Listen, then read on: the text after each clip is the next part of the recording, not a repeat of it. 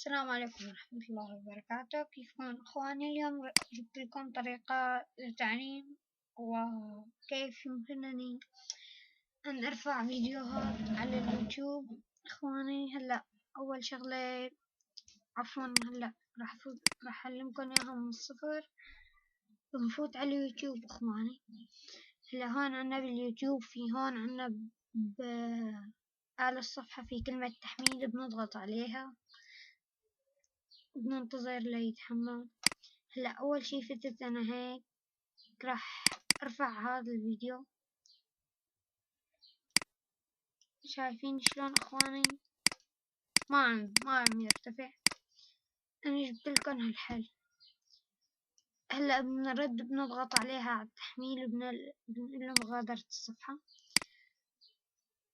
بنقول له هون في كلمة تسجيل بنحط عليها اخواني، بس انا ما حصور حالي يعني اكيد. يلا هلا راح اورجيكم. هنا الكاميرا بنقول له تسجيل، بس هلا هو عم يسجل إيقاف التسجيل في ذاك الوقت. بكبس عليها أخواني. هلا بنقول له صفحة ثانية. أخواني هلا بتصوير بكبس على خلية تحميل من جديد.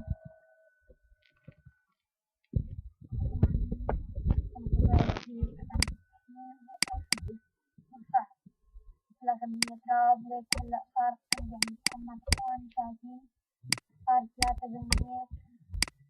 أرجو بس إنه هيك إذا حد يصورها بهالطريقة بس الفيديو.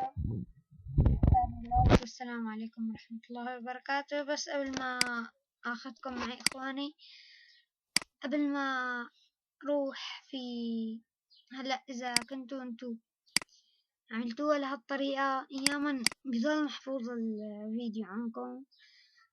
بس روحوا هلا بتروحوا على القناة. بس شوي إخواني بين ما يحمل عندي، لأنه هلا صار عندي عم حمل فيديو في القناة. ليك أنا هلا ما انحفظ عندي الفيديو، بس مع الوقت بيطلع. أرجو الاشتراك بقناتي، والسلام عليكم ورحمة الله وبركاته.